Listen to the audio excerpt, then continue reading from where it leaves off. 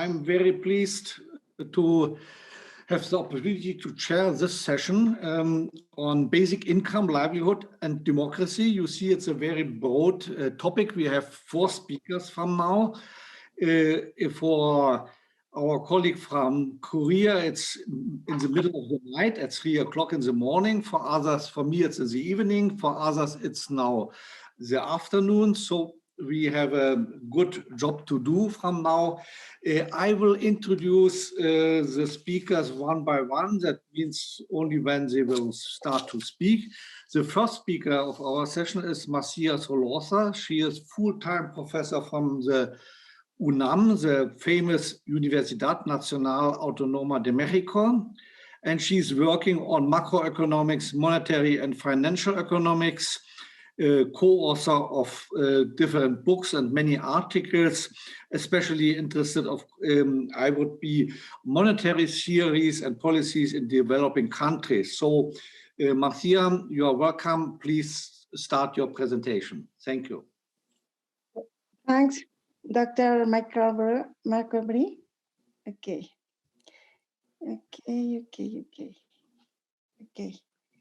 Universal basic income, unrealistic and insufficient public policy for Latin America. UBI is a political proposal to grant a periodic income in cash to the entire population without conditionality in order to guarantee people's lives.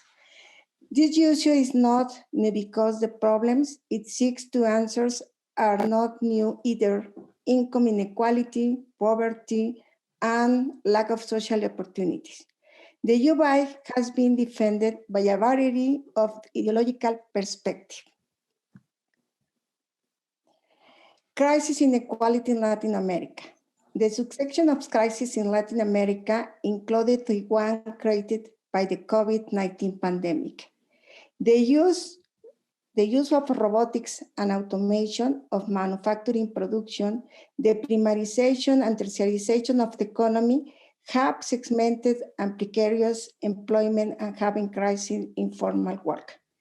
A significant percentage of the population doesn't have to the social security and health system. The inequality in Latin America is visible through the following graphs. For example, labor problems and inequality have been increasing in Latin America. Inequality can be seen with indexes, such as Gini index, all above 40. Income distribution by social group, deciles 1 to 5, deciles 6 to 9, decile 10.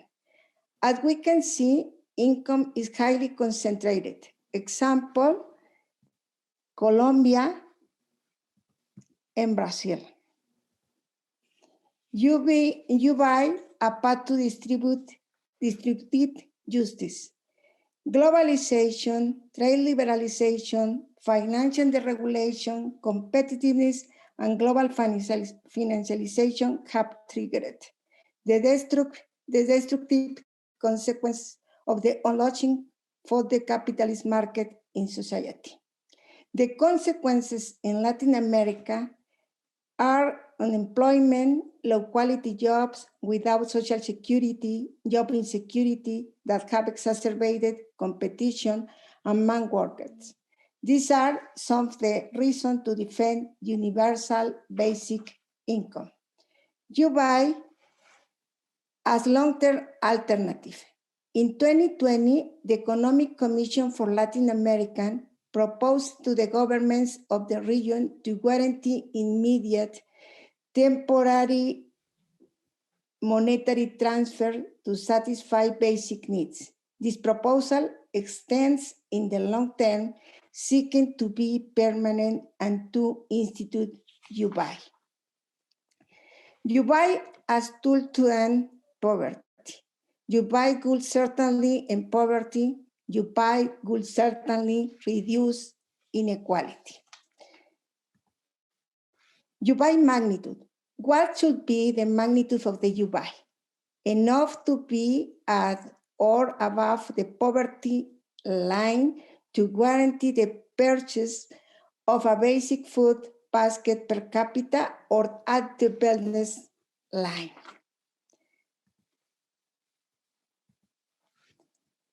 What is the current situation in Latin America?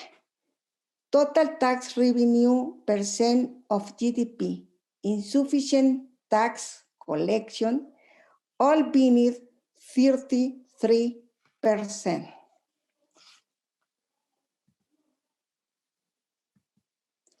Tax revenue as percent of GDP, sources, direct taxes, and indirect taxes. Mexico and Peru and Colombia are the countries that receive the most income from direct taxes.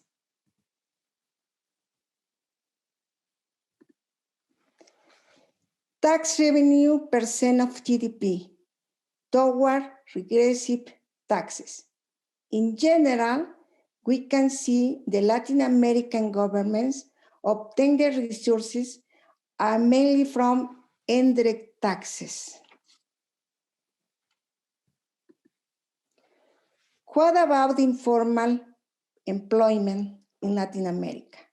Share of informal employment in the non-agriculture sector in 2019. Currently, informal employment is over 30% in all cases. What about the government debt? General government net debt percent GDP? As shown in the graph, only Chile and Peru have low percentage of government debt.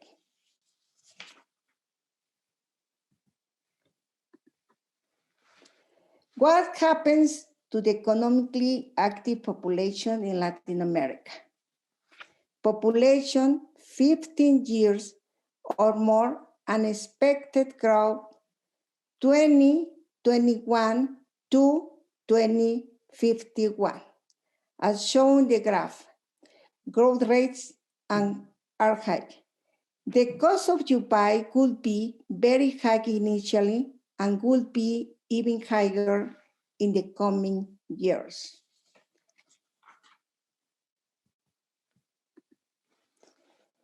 The cost of you buy, assuming $250 per person in 2019 GDP, or observe rightmost column. $250 is the average amount of the U-buy required to be in the wellness line in Latin America. The cost of U-buy will be significantly high as percent of GDP.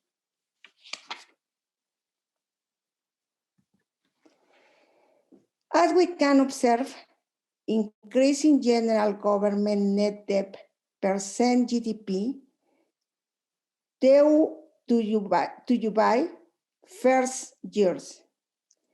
Without a tax reform, debt could be multiplied at least by 1.2 times and could even be more than double in some cases, like Chile. U-buy tax reform. The U-buy demands a debt tax reform.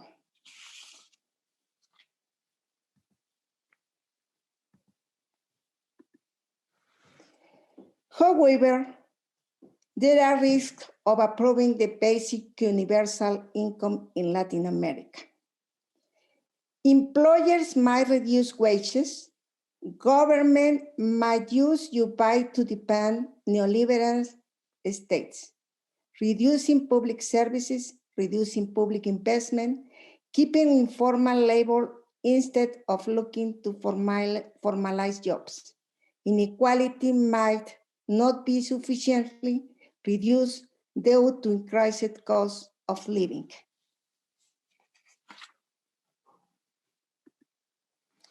You violate the role of the state. For the U.S. to work, the state must play a more active role. Fiscal policy is responsible for supporting growth, investment, formal job creation, expanded network of social protection, health, and education. To achieve this, the state will have to abandon the austerity policies. However, to evade greater indebtedness, it is essential to carry out a well-structured tax reform to increase tax revenues, while monetary policy must remain accommodative. UI final comment. For the UI to work, it's necessary to build a welfare state oriented to overcome labor fragmentation, hierarchization, and commercialization of health system, reduce poverty and extreme poverty, promote sustainable development, economic, social, and environmental, stimulate economic growth, formal job creation, and labor productivity, seek to raise GDP per capita. Thanks for your attention.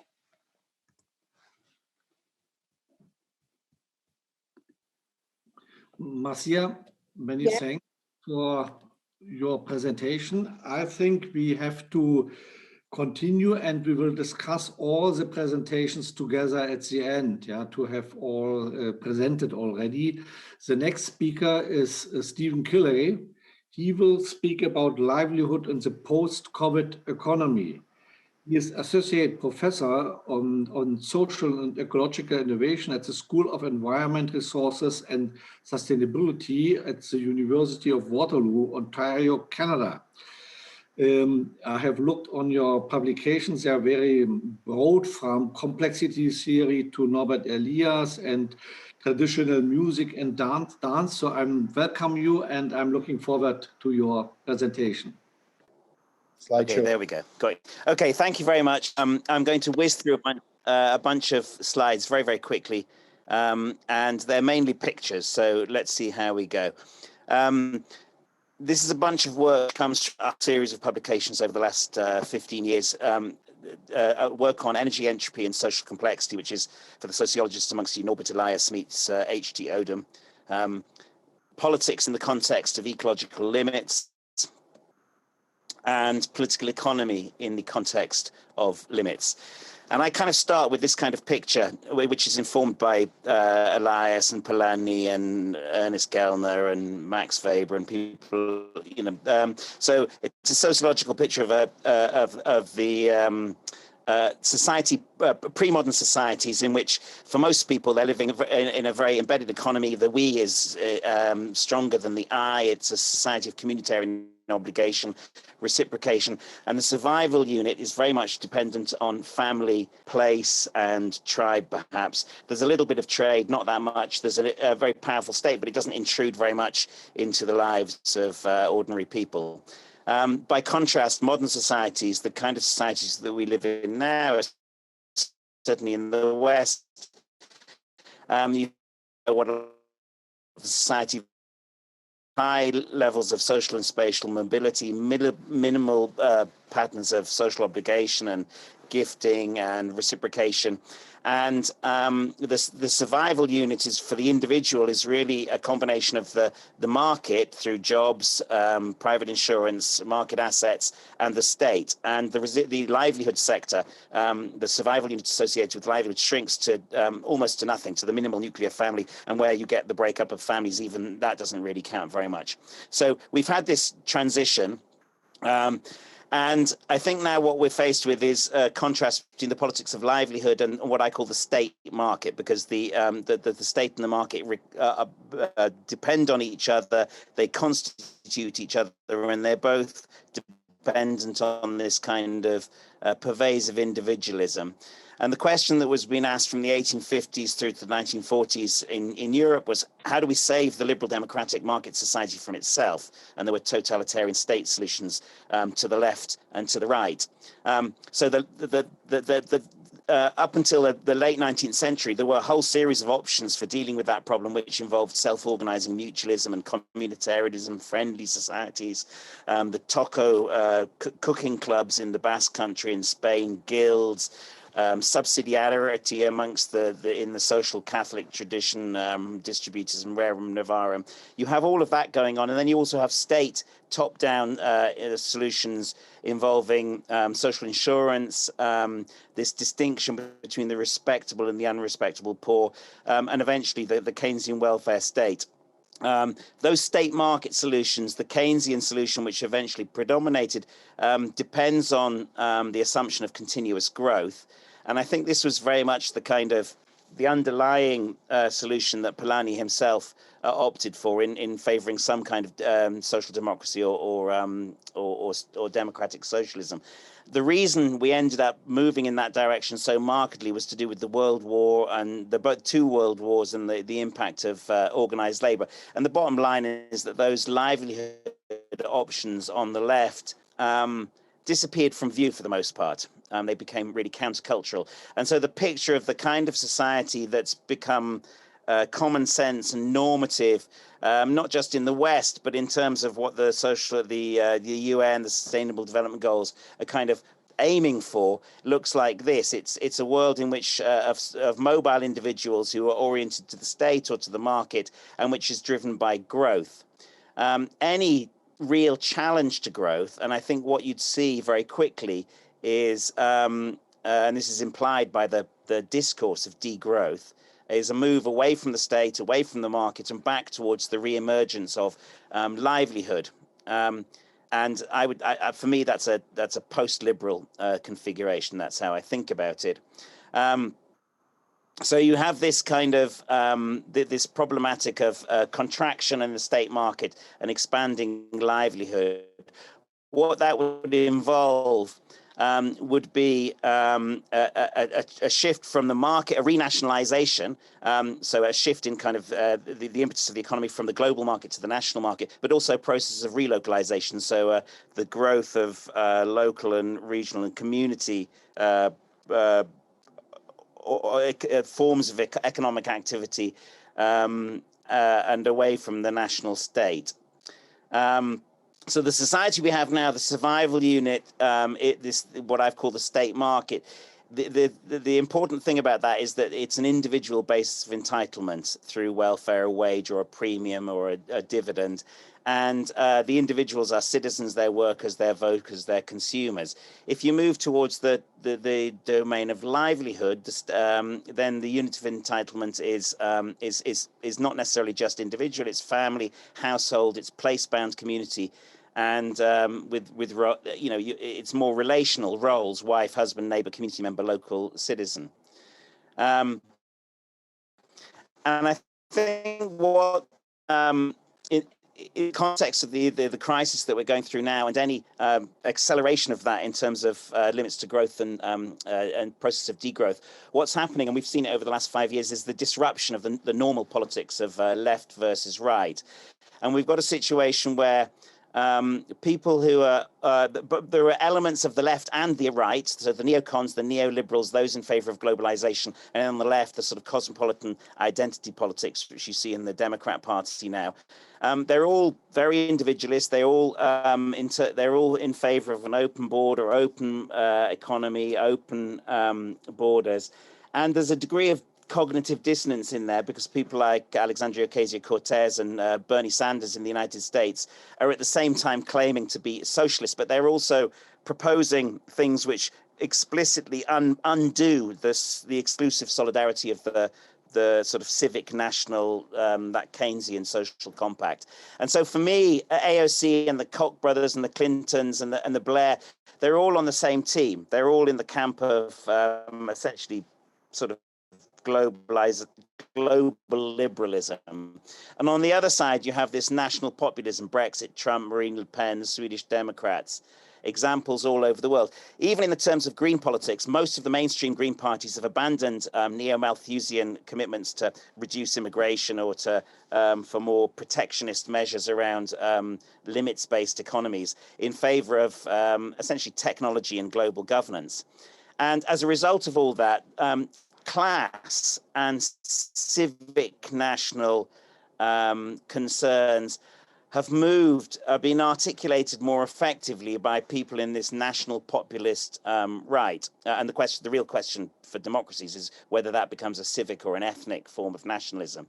And I think the same thing's true. There is a sort of residual green element which makes sense on that side of the spectrum, and also market skeptical forms of conservatism, post-liberalism, Catholic integralism, distributism would all fit more comfortably on that kind of nation-state side of the spectrum. And green politics is split down the middle between the logic of communitarian restraint and livelihood, which is on one side, and global technology and global governance and technology in the state market on the other. So I haven't got very long. So what I've done elsewhere is that I've plotted these three axes of the state, the market, and livelihood.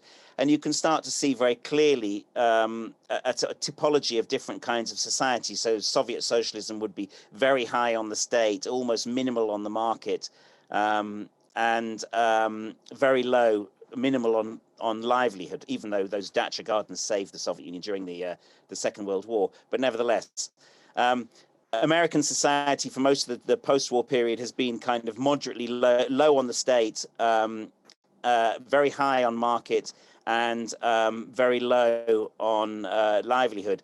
A medieval peasant society, on the other hand, low on the state, low on the market, but very high in livelihood. So I think that gives quite a good handle on where we are now and possibilities for alternative political economies moving into the future, which are quite different from the kind of thing that we have now. So post-liberalism in any form would involve a sort of moderation of the state market and a real enhancement of the domain of livelihood. And I think that is resonant with limits to growth green politics, with Burkean conservatism, with civic national populism of the kind that we've seen in Britain and with Brexit and perhaps with Trump. Distributism and radical subsidiarity in terms of the social Catholic tradition. The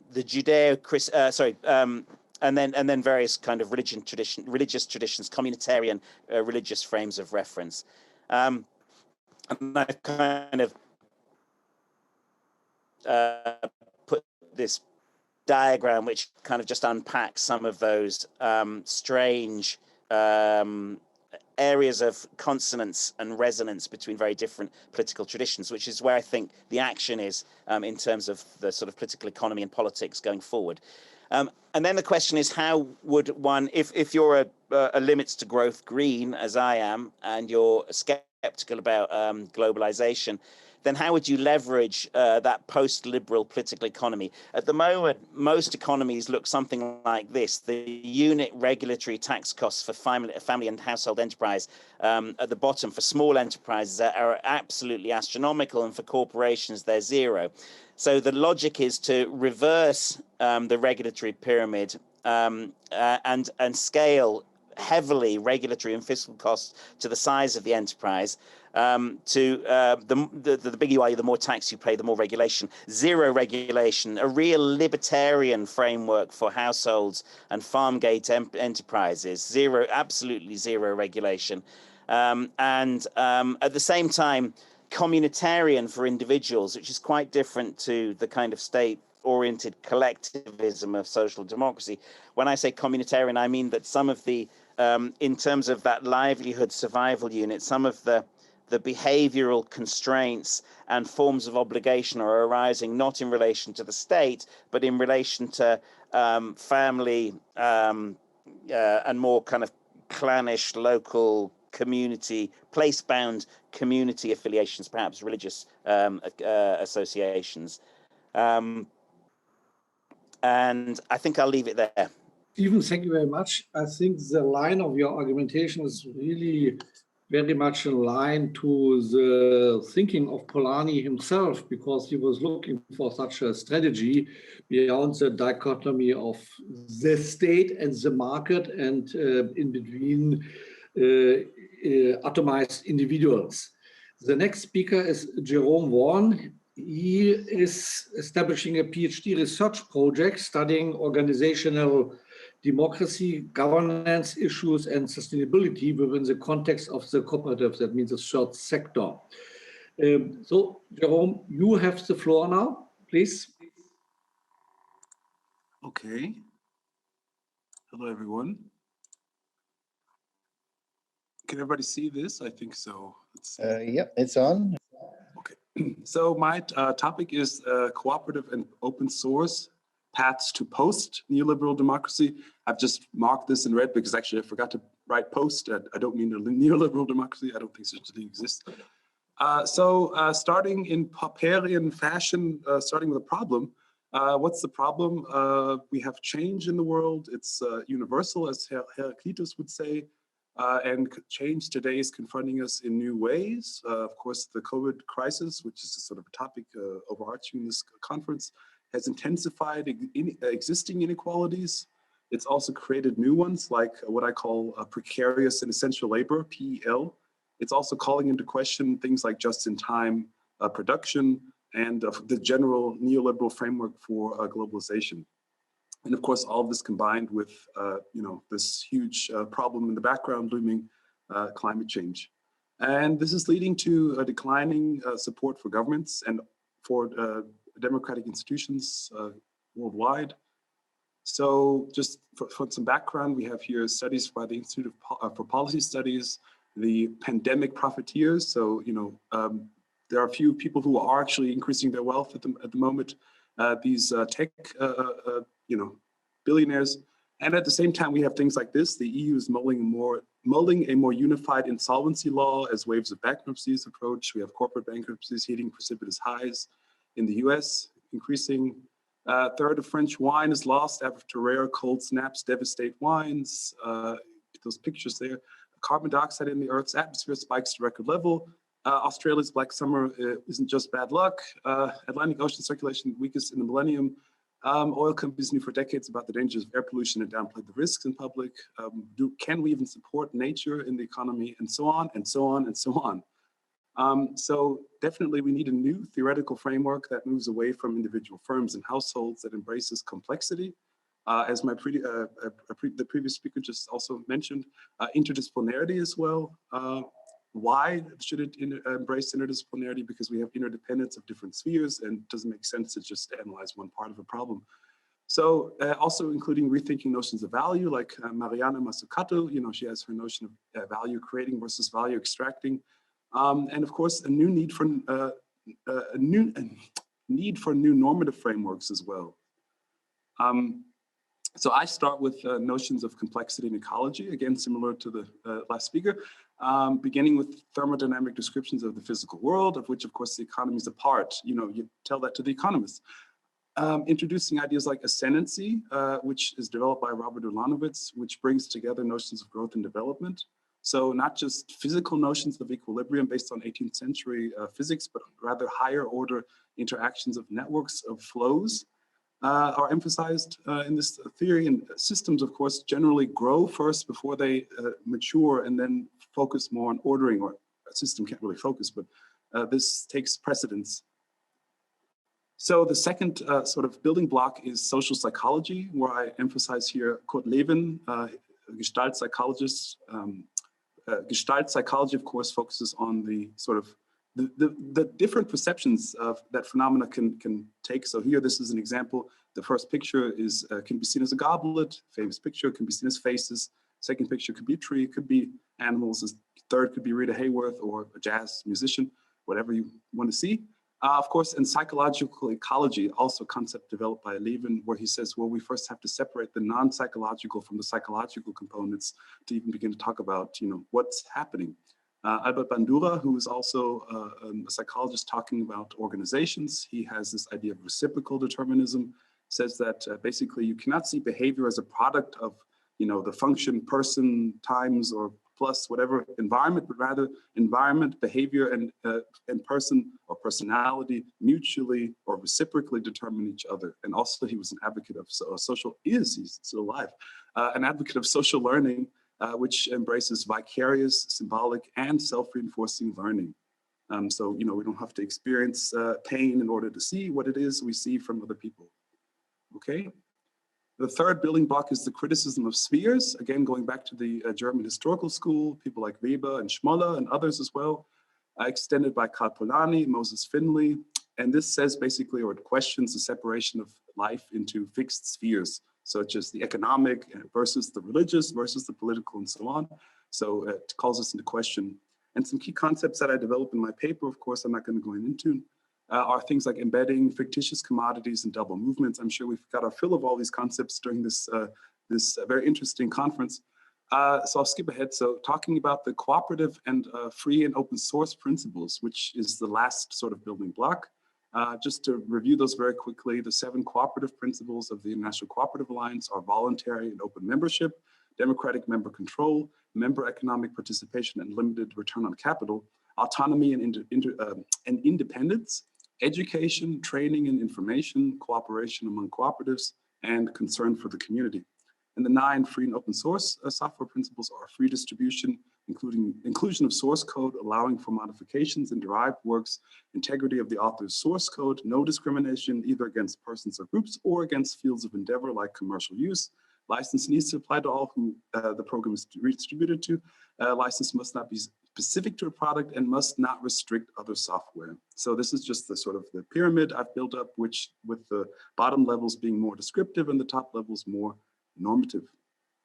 Moving on, what does this give us? In my opinion, we have a powerful tool for analyzing interactions between levels, such as geography, culture, and organizational psychology, for instance, moving from growth to ordering activities. So this sort of paradigm allows us to look at things like, fire insurance as a development of first the growth of urban populations, industrialization, and then later the need to order those after the risk of destruction through fire increased through this growth. So then also, of course, it allows us to focus more on things like interdependence, complexity, and emergence. So looking at things like the Suez Canal, a recent event of the Ever Given, of course, which everyone knows and was following. So just a few sort of examples, applications, I guess, talking about things like embeddedness and fictitious commodities. We have first the gig economy, this precarious and essential labor. I have a graphic here which sort of shows this new sort of division line in labor. So we're not talking about skilled or unskilled, but rather things like essential and non-essential, precarious and non-precarious. I have the banker in the right corner, the bottom. He's not essential and he's also not precarious. The doctor in the top right, he's non-precarious but essential. In the top left, we have the food delivery worker who is essential and precarious. And in the bottom left, we have the sex worker who is non-essential and precarious. So thinking about interventions which the state can then interject in order to protect the rights of people who, really need to work but don't have any protections within the market system. Ideas like the distinction and mission between ministries of agriculture and ministries of health. So reading the infectious disease literature, you see oftentimes, for instance, with influenza, the Ministry of Agriculture has different aims, as does the Ministry of Health. The Ministry of Agriculture may be interested in increasing poultry or swine production, whereas the Ministry of Health is interested in, reducing the risk of disease. So again, balancing those within a context of embeddedness, something I discuss in my paper. Just to cite another few examples, Kenneth Arrow, of course, 1962, award-winning economist, wrote an article rather, where he says health is not a normal good. People don't go to the store and buy health. It's not possible. It's nonsense. So last point, that monopolies can also be efficient in certain instances against this sort of great moderation ideology. So insurance, for instance, there's a great paper I cite in my essay who suggests that insurance is actually a trust good. So public monopolies have, for instance, lower commissions and higher expenditure on prophylactic things like protecting your home before a fire. Coercion, I think, is an important issue in terms of actually implementing strategies. So you really do need coercion in terms of, for instance, this oft-repeated claim that Janet Yellen made of the need for an international minimum tax. I won't go into that. Social credits is a phenomenon arising in China, where you have basically tools of assessing the how would you say this, the social value of particular activities. So for instance, companies that have higher social credits have less customs controls they've established. And for instance, they were allowed to reopen more quickly after the pandemic because they had certain measures implemented to reduce the spread of COVID. So part of this, of course, requires information flows, particularly high quality information flows that can also lend legitimacy to particular coercive actions. An example, for instance, would be the PCR test, which was developed in around 2007, I think, which also showed by a very low cost solution that didn't require an extensive laboratory facilities, that, for instance, the influenza virus was much more widely spread than was initially believed. And even subtropic or tropical countries had it not only in winter, but also all year round. And this caused them to invest more in prevention of influenza. Contact tracing in terms of COVID contact tracing. The country of Taiwan, there was a study by The Guardian that found that actually the very well communicated policies that the Taiwanese government had in terms of contact tracing actually convinced a large sector of the population to agree, to sharing what is ultimately intrusive private information. Getting to the discussion, sort of wrapping up, organizing the knowledge economy. The knowledge economy requires shared mental models. The communications specialists or scientists talk about redundancies in this context. So there's an advantage to shared repositories of knowledge, whatever. Starting with, I'm starting with this idea of data. So collectively organizing data. I'm in touch, for instance, with a co-op in Milan, Italy, new co-op. They developed this platform by which NGOs and cooperatives can measure their success or the impact of their foreign direct investment in terms of the UN's sustainable development goals. Very interesting phenomenon where you can actually compare your private results with the aggregated data of all other companies, which is a very interesting phenomenon because it's very difficult to share proprietary data.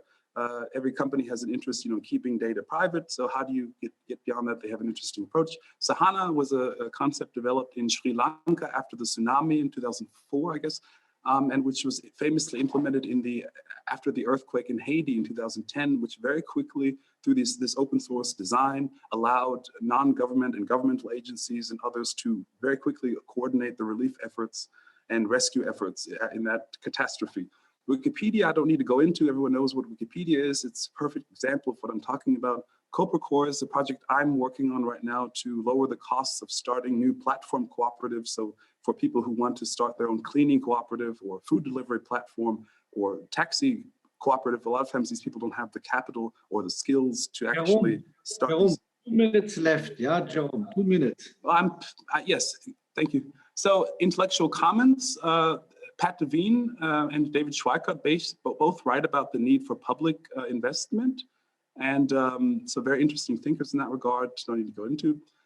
So collectively organizing investment, we have the Desjardins Environmental Fund in Canada, was the first global investment fund that considered environmental impact. Was very interesting in its development, actually, because it was a very participatory project initiated by one of the members of the bank. So the idea of participatory budgeting, which started in Porto Alegre in Brazil, and since it's spread to almost 3,000 municipal governments in the world, including the decisions of the poor and the preferences of the poor, and neglected in governing, in budgeting. Things like economic juries and planning cells developed simultaneously in the US and Germany in the 70s also include very interesting results, dynamic results. The TRIPS waiver, of course, by India and South Africa, a very important effort. I think this is the second to last slide. So I'm saying here, open source alone is not sufficient. Technical standards also produce externalities. So we need open standards that reduce constraints and facilitate access, also manage expectations and are interoperable, like Sahana, which I mentioned before. So no matter what software you're using, you can access the very critical information about who needs water or who needs to be rescued. So the role of the state in all this can be seen in an example like the Massachusetts Open Standards Policy, where Massachusetts, in fact, initiated a shift from private or proprietary to open source standards, and was not a passive recipient, but rather, again, an entrepreneur or an initiator. To conclude, the traditional disciplinary distinct methods of dealing with change have failed, like the efficient market hypothesis. Particularly, economists have failed to incorporate social change into their theories. Notions of static equilibrium are just absurd today and need to be thrown in the garbage. The need for new foundations of social policy analysis exists, and my suggestion is an ecology of collective action based on interdisciplinary foundation of ecology, social psychology, institutionalist critique, and a set of normative values. My suggestion, the cooperative and open source values that are able to analyze interdependent complex systems and prevent further infantilization of government, as a Tory peer said a few years ago, and of course, a reassessment of value generating activities. Thank you. Thank you, Jerome. So sorry for interrupting, but of course we are running out of time already. Garam Lee is the last but not least. Her topic is which to save first, market, people, or society? A very topic Polanyi question, of course. She got her PhD in sociology from the Yonsei University in Seoul in the Republic of Korea. And her dissertation was about the meaning of the social in the social economy in Korea and its potential for social change. And when I was in Korea visiting a Polanyi conference, I learned a lot about the social solidarity economy in Korea. Garam, you have the floor, please. Thank you. So, yeah. Thank you for giving this chance to share my research idea with you today. So this is really a miracle morning for me. I'm so glad that I still wake up. So today I want to share the research idea about revisiting Polanyi in this era of post-COVID-19 pandemic reactions. So the basic question that I have for the policy schemes and those social reactions is whether it is for saving the market first or people or society first. So this question started as I see those reactions, especially in Korea. And when we think about those double movements, while I was seeing the political or social reactions in this era of overcoming the shock of COVID-19, I kind of consider the double movement concept of Polanyi. So in this era of pandemic crisis and related economic crisis, I saw and heard many people saying about another great transformation, which is hopefully in diverse direction, from society to market, was if that was the original great transformation, the diverse way that we are expecting is after this pandemic and after we are successfully overcoming this pandemic crisis, we could have another great transformation from market to more of a reciprocal society. And as we can see many market shrinks and see counter movements of society to protect this society is often presented in the form of social policy. But while I was seeing what is happening here in Korea, and I can say that this is quite common to many other societies as well. So when we are speaking of those double movements or social protection, I saw that we believe that in the conflict of market and society, state is more of a for society. But when we see the reactions or what is happening in reality, I would say that state and market is combined. They move more of together versus to the society itself. So when we see the especially for the emergency relief grant policy designed, I could see some points of criticism from Polanyian perspective. And I would briefly say that it's firstly market friendly. So when we firstly had those shock of COVID-19 crisis and how we can like survive out of this thing like economically.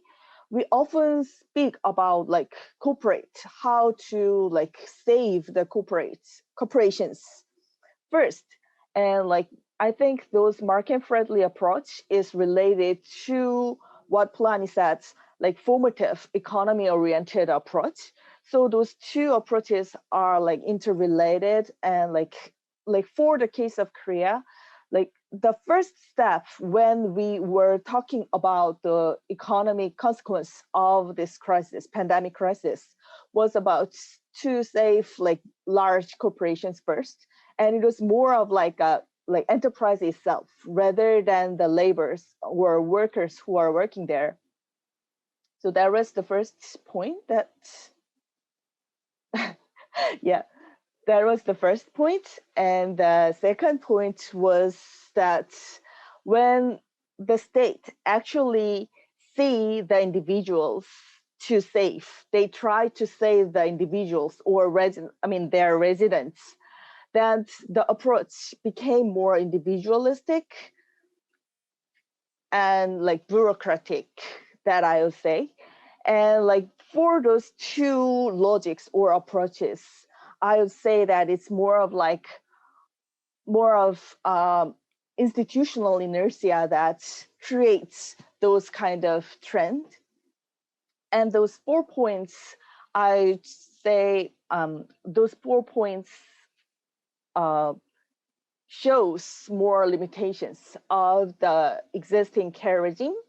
And the second point, I think is quite critical for my argument, is that like even though this policy regime is implemented to the people and to the society itself, it does not empower the society.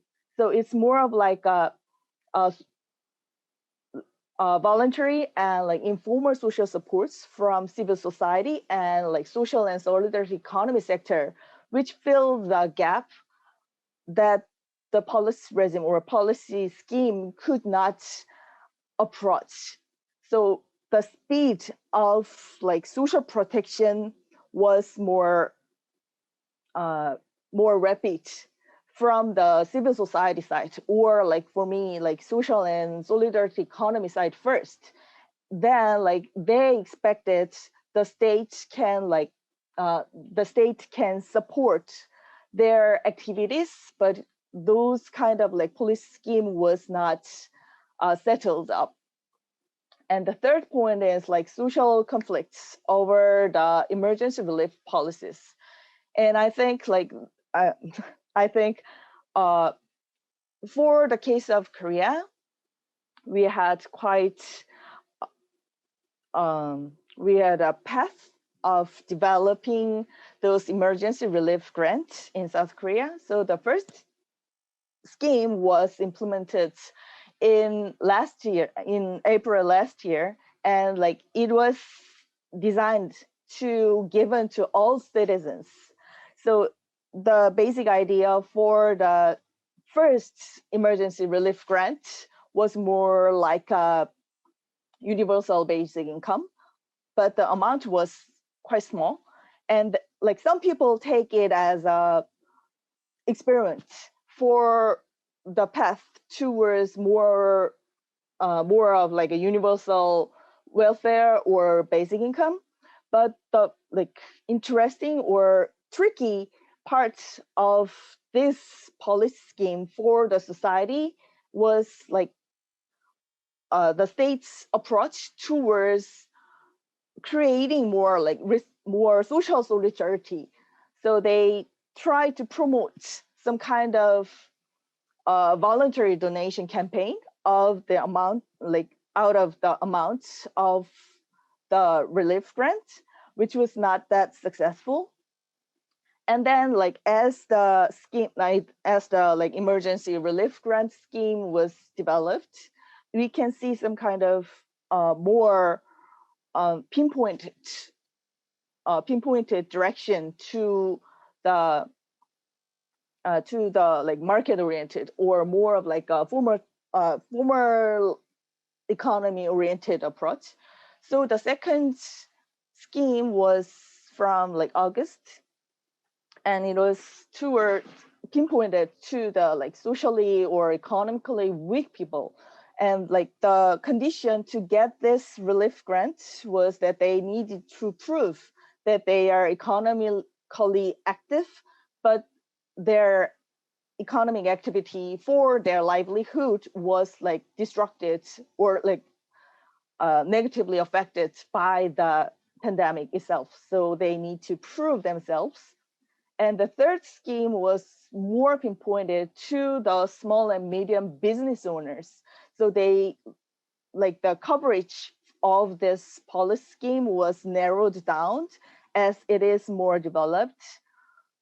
And the fourth one is going on this April, and it's pinpointed to the people who are engaging with business activities, and like they need to prove that their like profit from the business or like their economic activities, like if they are employed by any companies, they are affected by the government policy. So like, for example, their small business is locked down because of the governance lockdown policy or something. So they need to prove. And in this sense, still it it leaves many people who did not have jobs or who were not engaged in the like economic activities before the pandemic. So, and the second point is that it's all about like individuals who are actually working in the market. So like those people who are not included, or those people who engage in more of like nonprofit activities, they are not directly protected from the government. And also because of this pandemic, many of like nonprofit or voluntary works based on this face-to-face interaction was all blocked. And like the people who get those helps say that they still need those help, but like in this kind of like policy design is still it's not enough, I would say. Yeah, so like my point is that when we are speaking of like great transformation in another way after this pandemic, it would require like more detailed and careful deliberations. And in the like direction or like the design of this policy scheme, I would strongly say that the concern for the society, how to empower the society, is needed for the policy design. Yeah, thank you for listening.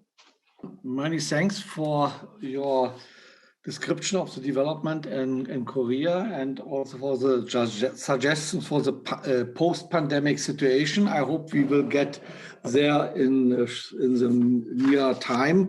So now we have time, about 30 minutes for discussion. I hope there are already some questions. Are there already? Yes, I see. Moment. There is a first question to Marcia.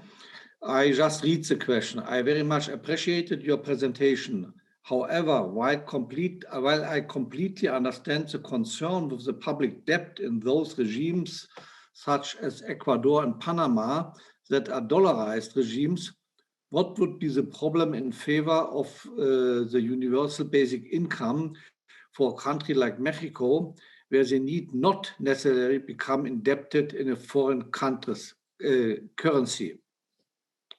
So maybe, Marcia, you can start with answering this question. It's difficult to think about the future for the UBI in Mexico because it isn't accepted and practiced by governments. Governments is a compromise with the with the neoliberal is compromise the austerity, politicals about austerity is, however, if we must consider the Dubai and see the possibility of granted cash aid to the vulnerable population to avoid further increase in poverty and extreme poverty in Mexico and Latin American, but I don't think accepted Dubai for the Mexican government. Okay, thanks. I have a question to both Stephen and Jerome. I think your approach really is very close to the line of the thinking of Karl Polanyi, who was searching for non-capitalist socialist society. And of course, for him, strengthening what you are calling, Stephen, the livelihood, the communitarian aspects, the same as with Jerome. But of course, there are a lot of questions about this. How feasible is it? Will there be strong new inequalities regarded to this, closing these communities and so on? So there is a balancing between equality and freedom in these more communitarian approaches. How would you answer this problem? Okay. Maybe even you can start, and then Jerome.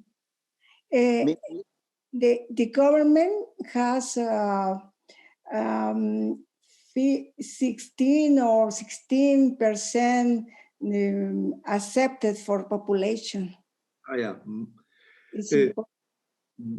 Jerome, there's another question to you. Jerome, is platform cooperativism a bridge between the cooperative and open source movements? How to think of the material and the immaterial? Is it a bridge between the cooperative and open source movements, and how to think of the material and immaterial? But Stephen, maybe you start first and then Jerome.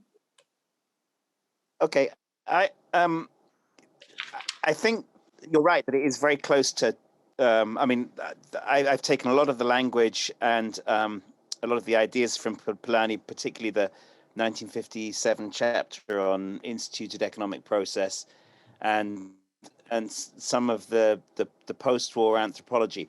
But I think the difference is that my point of departure is the ecological economic preoccupation with scale.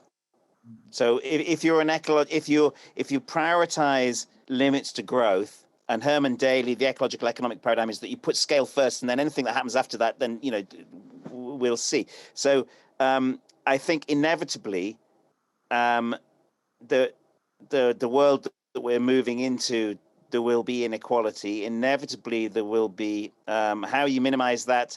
All I can offer is a methodological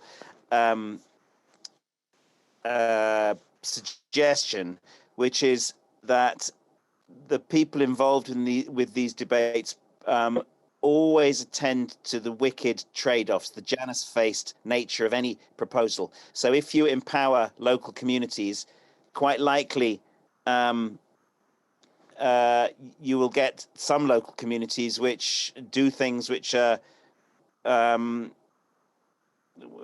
contrary to kind of democracy or liberalism, or because you're as soon as you move down, if you move away from the kind of top down, the state can enforce equality, it can enforce rights, it can enforce laws, and there have been enormous gains since the Enlightenment in terms of those liberal democratic norms of democracy and the idea of individual rights, which comes from the Judeo-Christian tradition, the Imago Dei, the sanctity of the individual. But that regime has an energy cost. So in moving beyond it, if you empower local communities in the way that I'm suggesting, there's a real danger that you'll end up with tribalism, clanism, that you'll undermine the basis of democracy, because the more people are embedded, re-embedded in that Polanyian sense into communities, by definition, the less functioning the democratic and the economic systems, the open economic systems. I mean, it's sort of Karl Popper versus Polanyi, isn't it? That's the parallel. We haven't really got beyond that, and I don't think there's a solution. There's just a constant negotiation of it. But nature bats last. So, unless you get the scale right, it doesn't really matter whether you're concerned about the consequences. Nature bats last. Get the scale right, and then if you've got room, to the extent that you can, to make this society more liberal, more mobile, then good. Okay, good. No, Jerome, you have two questions. Yeah, please answer. Yes, I thought I agreed with Stephen, although the last part of the question his answer I didn't really get. Maybe, who knows? Maybe I'm just tired from all these talks, but I think I agree with you. So, but we'll see. I'll take that. In terms of the first question on freedom versus equity, I don't think that it's as much of a trade-off as is often said. So in that sense, I directly agree with you, Stephen. I think that, you have a question of legitimacy. So for instance, I talk about the cooperative values, and in cooperatives, you see inequality. The boss usually earns more than the janitor. It's just a question of the scale of the inequality and of course the legitimacy that's associated with that scale. And then secondly, I think that issues like poverty really are a central concern and will become increasingly central concerns as we continue into various crises and stumbling through these crises. So, and money is there. As I pointed out, the pandemic profiteers, they are making billions. You don't have to look at Jeff Bezos, look at, somebody like the founder of the South Korean Amazon. So money is there. You just have to have some sense of solidarity. As Stephen was also saying, if you have this notion of re-embedding, then people have a sense of social harmony, and there's a positive value generated from me giving up some of my whatever wealth so that somebody else can have a basic, existence. So in terms of the platform cooperatives as being a bridge between cooperative, I don't see the question here anymore, so I think it was a bridge between cooperatives and open source. Yes. That's my point. And I actually have a quote from one of the founders of New Co-op in Milan, Italy, who says that the platform cooperatives are the new open source movement. And I think if you just look at the platform economy today as as a growing sector, monopolizing in the same way that the railroads were doing this, 150 years ago, 120 years ago, then you can start to look at platforms as infrastructure. And that really raises the question of, who owns infrastructure, who owns the roads. You can ask the question of like company towns. We had these company towns some years ago where big industrial firm like Krupp or whatever, Bessemer Steel, basically owns the dwellings. They own they own your life. They own the clothes that you wear, and we're heading very much in that direction. So I think, platform cooperativism is an absolutely essential double movement or whatever to getting rebalancing something that's gone out of whack. Could I ask Jerome a question then? Isn't it then surprising that that in the Western societies, at least, who is willing to take on those corporations about platforms? Because it's not the left, which is extraordinary. I mean, if you look at American politics, the movement against big tech and the platforms is now coming from that bit of the right, which is shorn of the neocon, neoliberal, and the neoliberals, the Jeff Bezos and all of those people, and the Warren Beattys and the Zuckerbergs and I don't know all their names. They're all tied up with this kind of liberal, the Democrats. So there's a very odd flip which has gone on in politics. Who's carrying the counter movement for societal protection? In many ways, it's no longer the left, which is extraordinary. I agree. I mean, I'm a member of the left party here in Germany, Die Linke, and I think that there could be much stronger support for things like platform cooperativism, extending this notion of supporting workers into supporting, things like data sovereignty, the rights of citizens to their own data, and things like that. I mean, you could get a lot of votes that way. So, Michael. I would say it is in the electoral program but maybe we are not loud enough. But I have a question from Margie Mandel. She is asking, I think, especially Stephen and Jerome, what do you mean by community? Is it a limited interpretation? Community-based initiatives are also democratic spaces of participation and decision-making. Polanyi's work in 1920s in Vienna is interesting to situate. Eric Olin writes, recombinant linkages between community and different levels of state, from municipal to the national. So, of course, this is, I think, a central question, how to combine it. And then I have a question to Garam. You were very brief in the end about the post-pandemic situation. Maybe you can elaborate a little bit. Are there will there be visible changes after the pandemic in South Korea? But maybe you can start, and then Stephen and Jerome are joining. Garam, please. Yeah, I'd say that like people believe, or people at least have some kind of hope that the the society or the state and society can change into more of like societal way, or make a great transformation toward more green way and more social way. But the like current policy scheme, as I said, is still on still in the inertia of like the existing policy. So like when we are speaking of the policy effect, we still counting on more of like an economic effect rather than like how those policy created some kind of like social effects in terms of like social capital. So they increased or decreased some social capital of those people who are targeting in the policies. So for those points, I think we still have more steps to go.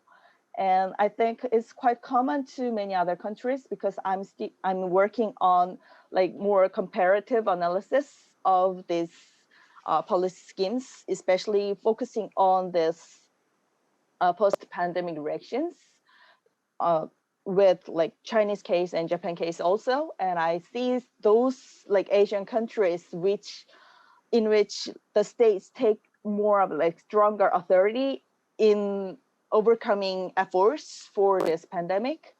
It still focuses more on individual rather than the social, the like communities and societies for their units. Yeah, so I think we need more to go. Thank you very much, Garam. Then Stephen and Jerome, and maybe Marcia, you also would like to join the problem community and community democracy. Every year, I'm in an environment studies department, and every year, if you ask the students what the kind of initiatives that they want to get involved in, they invariably say community gardens, right? And when we moved to Canada, we got if I look outside, we've got a bit of land, because land's cheap here, and lots of grass. And I was initially, in a very European way, very concerned about the fossil fuel involved in cutting it. So I said to my wife, listen, Nikki, let's get some goats. And she said, look, Steve, she's homeschooling at the moment. So she said, I don't want any goats, because I don't want to be looking after goats. I don't want to be milking goats. And then I said, listen, I pushed it, and I said, let's get some goats, and we'll have a cooperative with some other people. And then we'll only have to milk them once a week, and it'll be fine. And we can have goat's milk, and we'll get rid of all the grass. And I won't have to drive the tractor. And she turned around and she was very frustrated, and she said, Steve, and she swore. She said, fuck's sake, excuse my French. She said, blimey, Steve, when will you get it through your stupid academic head that I don't want a close organic relationship with the land? I don't want a close organic relationship with some bloody goats. I don't want a close relationship with our neighbors. I'm homeschooling. I want to just be able to get out and get in the car and go when I want to go, right? And what the students, when they want to do a community garden, they're the same. They want to come in when they want to do it and do a bit of weeding or something. What they don't want is a 10 or 15-year commitment, or even a 3-year commitment, or even a 1-year commitment to be cleaning out the pigs every Saturday, or doing the weeding or whatever. and so when you say community is about the democracy and local, it's not primarily. Community means the kind of effective, place-bound, communitarian bonds of loyalty and obligation and legitimation, which are kind of non-negotiable, because in the same way as the family is non-negotiable, it's an extension of that. And there's a real tension between that kind of place-bound community, which is enormously resilient, it's very powerful as a survival unit, and that expectation of social and spatial mobility. And I'll give you an example, if I may, just a quick one. In Belgium, for the last 800 years, in a place called Geel, G-E-E-L, families have looked after people with schizophrenia. Right, they did it because there was a saint. I think she was called Saint Dibner, and she, so they do it, and because lots of families do it, I think there's hundreds of them do it, and they come into their families and they live for their whole lives. Right, it's a Catholic kind of, and now the state has come in, and for once the state has not come in and destroyed it, but the state has come in and just pays a subsidy. It doesn't interfere. There's no rules or regulations. But when the family want to break, that the person can go into care for a week, or they can go and have I think the local sauna has mental health nurses as the towel attendants now.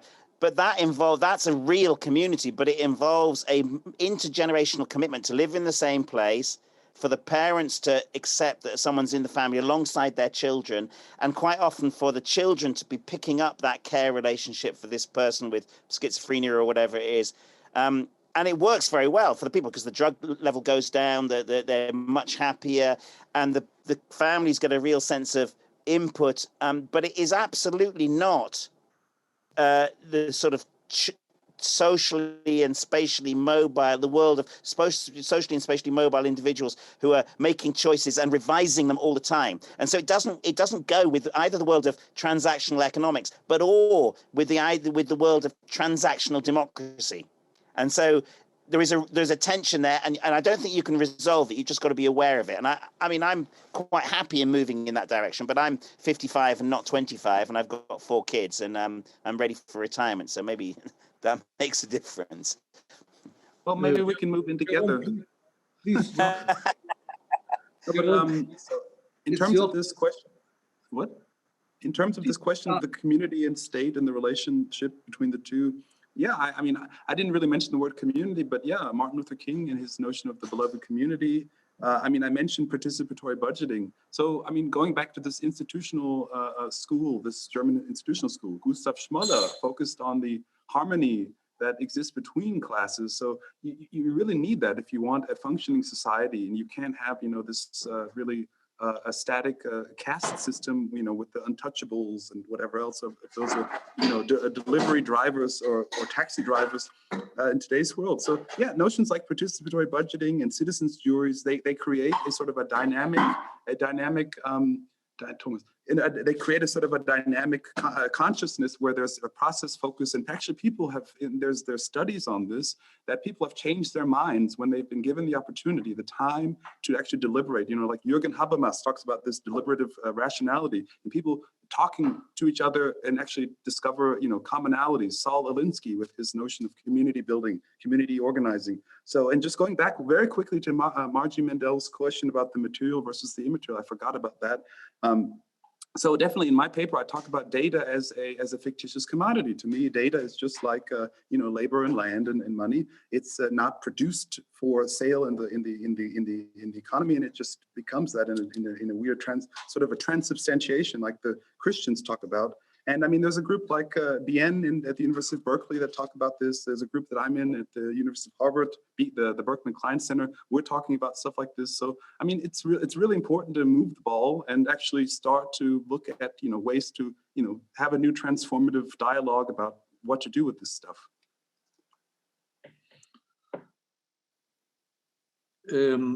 There's a question by Brigitte Aulenbacher from the Linz University. Oh, no, she is just commenting. Just a short comment on this very interesting and important discussion. We may have to think about the mix and the contemporary development. States can be democratic or authoritarian. Communities can be progressive or nostalgic. Families can be burden or supportive. Indeed, we may have to think about democratic alternatives, but states, families, communities are not per se institutions we can address. I think this is a very wise comment, because of course it's very clear that all the institutions we are facing are ambivalent. All the time we have to struggle for more solidarity forms and so on. And for emancipatory forms, it's not given that we can just choose one institution and everything will be right. I do not have any other questions. Are there any comments the panelists want to make? I would like to comment on, I think it's a really good comment from Brigitte, but I don't think, I think that you can, it's helpful to recognize that for the whole of the 20th century, we've constructed this kind of politics along the lines of this state market between the left and the right, as if they're as an opposition in terms of either more market or more redistribution. But what they share is that they both share this construction of disembodied, disembedded, spatially and socially mobile individuals, and the market aggregates individual demand through preferences and and all the rest of it, a rational choice. The state does it in its collectivist way, the collectivist aggregation of interests, individual interests, for various kinds of policies, and both of them are antithetical to the domain of family and forms of solidarity which are not democratic and they're not transactional. They're which is the way most of the world lived for 99% of human history. So although Brigitte's right, I think that you can, I mean, if you take the limits to growth into account and you look at the kind of the way this left-right spectrum is being disorganized, I mean, the most in America, but I think also in Europe in various ways, there is room for, I think the crux is whether or not you're willing to really emphasize the role of family and maybe extended family in the survival unit, or whether you're insisting on this world of individuals and the state's responsibility to back it up. And if you look at things like the debate over trans rights and all of these things, in the culture war, which are coming through, invariably the point of difference is this: it's either the state and individuals, transactional individuals with rights, sovereign rights, which is a sort of radicalization of that liberal view, or it's people on the socially conservative right who are pushing families and communities. And I think that seems to me to be the dividing line. Okay, here we are. I want maybe to ask one more question to Marcia about okay.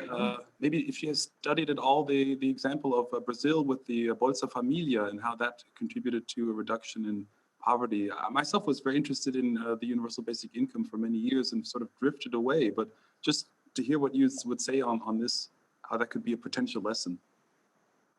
Marcia, please unmute yourself. The microphone. I don't hear. Jerome, please repeat your question. It's concerning I was saying that I would be curious to hear what you would say about a program like what was instituted by the Workers' Party in Brazil under Lula da Silva, the Bolsa Familia program, which in its contribution to the reduction of poverty. Okay. Margie is reminding also that there is a similar program also in Argentina, a kind of basic family income. Okay. And in Brazil, Lula's Bolsa was very exited, very good for family, no? In Argentina, is a low income for family today.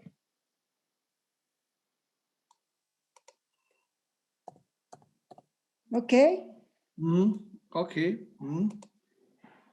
Yeah. So I have to thank all of you. Garam, you can go to bed again. Yeah, it's now 4 o'clock or so in South Korea. For in Berlin, it's now 10 p.m. For you, still it's the afternoon. Marcia, Michael, can I go to bed? Am I allowed to go to bed?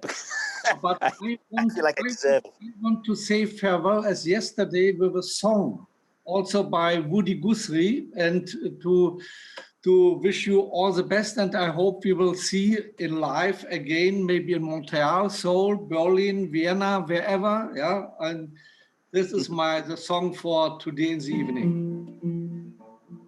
Which one is it? This land is your land, and this land is my land. From California, New York Island, from the Redwood Forest, to the Gulf Stream waters. This land was made for you and me. Could have asked me to play it. I went walking that ribbon of highway. I saw above me that endless skyway. Saw below me that golden valley. This land Was made for you and me.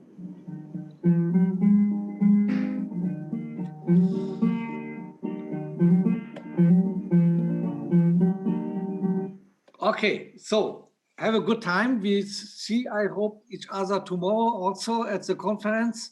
All the best to you, and many, many thanks for all. Thank you very much for sharing, Michael, and thank you, guys. Thank you. Great, thank you. Bye-bye. Bye-bye. Thanks for the music. And we have to thank Woody Guthrie. Yeah, okay. Bye-bye. Yes.